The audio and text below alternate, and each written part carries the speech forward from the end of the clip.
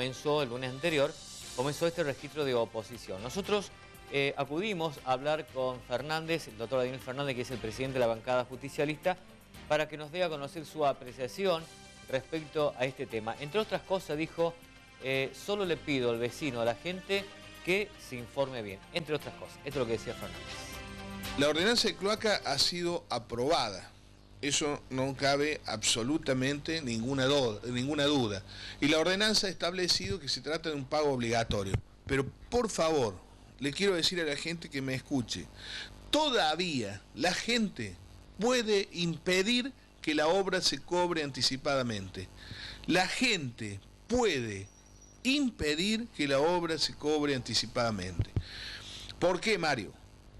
Porque hay un registro de oposición que se ha establecido en la ordenanza y además se remitió una ordenanza del 2010 que creaba los registros de oposición, que dice que si el 50% más uno de los frentistas se opone al pago de la obra no se puede cobrar anticipadamente.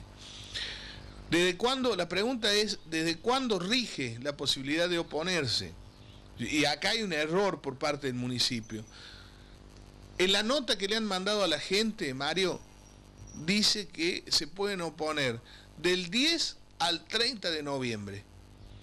Y en realidad la ordenanza que regula el funcionamiento de los registros de oposición, que la ordenanza 895-2010, si mi memoria, que sabía ser buena en una época, lo sigue siendo, 895-2010, dice que el registro de oposición corre hasta 15 días después de que se efectúe la última notificación de la deuda. En mi caso particular, en el caso de Pelusa, en el caso del Vasco Álvarez, en el caso de mi mujer, en el caso de mi hijo, que también es propietario, todavía ninguno de nosotros, a modo de ejemplo, te lo digo, ha recibido la notificación de la obra de cloaca. Por lo tanto, no habría comenzado a correr el tiempo para oponerse. Pero te reitero, Mario, porque es muy importante, si el 50% más uno de los frentistas se opone, la obra se tiene que hacer, pero no se tiene que cobrar anticipadamente. Muy importante esto. Además, le quiero decir a la gente que en las notificaciones que están mandando, dice que la obra se va a hacer en 5 años. Eso es mentira, porque no está estipulada en ninguna ordenanza, en ningún plazo de ejecución, en ninguna memoria descriptiva. No hay ningún dictamen técnico que diga que así va a ser. Nadie en el Consejo ni reglamentariamente se ha aprobado esto bajo ningún aspecto. Es una mentira que le van a hacer en 5 años. Pero además es una mentira reconocida por el propio gobierno municipal, Mario.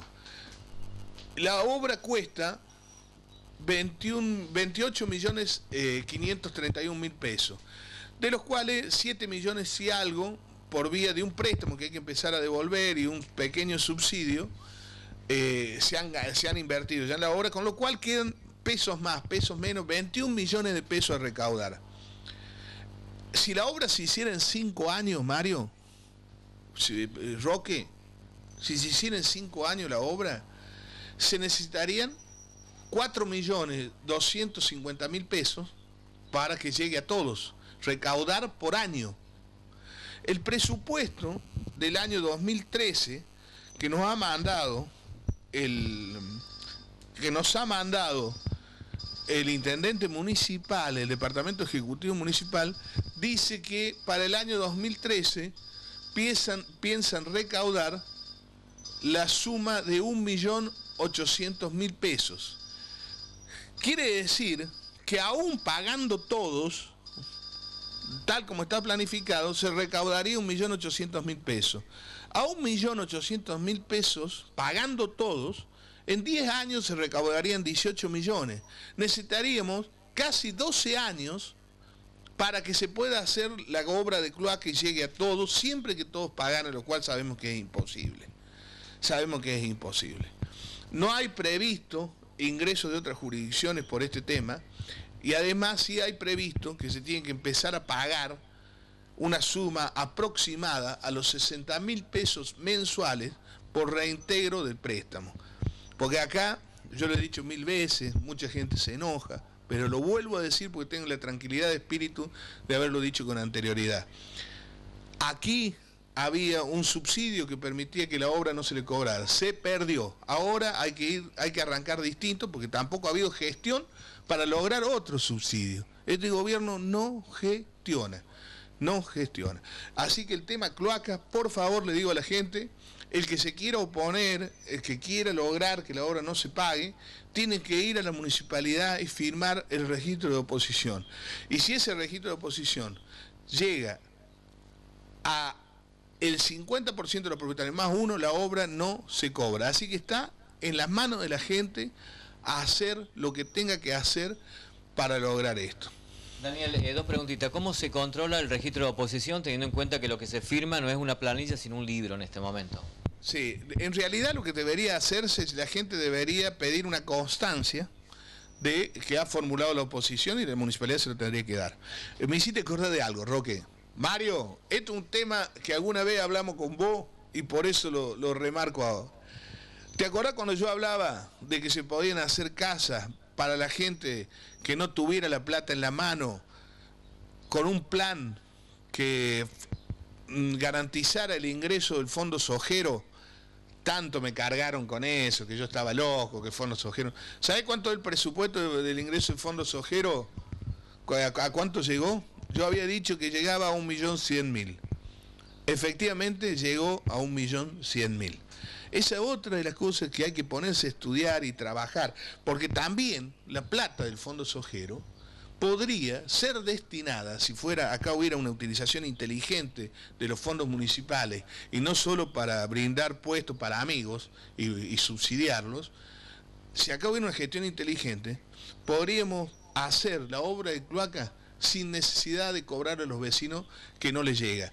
La realidad es que la obra de cloaca se le debe cobrar a la persona que pase la obra enfrente de su casa. Y ahí sí aplicar todo el rigor de la ley, porque es un beneficio común, no solamente para el beneficiario de la obra, el frentista, sino para todo el pueblo. La última pregunta, Daniel, consultaba gente, ¿por qué pagar el 18%, digamos, de interés anual sobre el Banco Nación cuando hay una tasa que se paga el 9%? Es decir, ¿por qué lo tenemos que pagar los frentistas, decían, este 18% por año?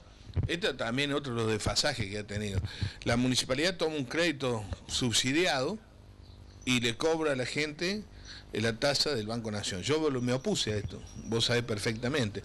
Nosotros no aprobamos esta ordenanza porque creemos que no es así. No corresponde que si vos tomás un crédito al 9, lo tengas que pagar al 18 a la gente. Esto pasa también en el gobierno provincial. En el gobierno provincial el arreglo que ha hecho con el agro ha lesionado los intereses de los municipios. Te voy a dar un dato para que lo investigue. El agro va a poner 310 millones de pesos, 310 millones de pesos en un impuesto de asignación específica para que le vuelva a ellos, en consorcio carminero, etcétera, etcétera. Ese, por ser fondo de asignación específica, no es coparticipable. Y los jubilados van a poner 1.000 millones de pesos. 1.000 millones de pesos van a poner los jubilados de la provincia de Córdoba con el atraso en 6 meses que no le van a dar los aumentos. Entonces yo, en esto, como en contra, perdón por la pasión, pero yo soy así, perdón por la pasión, yo siempre estoy del lado de los más débiles, nunca del lado de los más poderosos. Y en el próximo bloque Fernández se va a referir al tema presupuesto 2013. Vamos a una información que habla a nivel riesgo país, a nivel argentino, porque suben los bonos y baja el riesgo país. Los títulos públicos mejoran después del pronunciado recorte de precios de la semana pasada. El indicador de la banca JP Morgan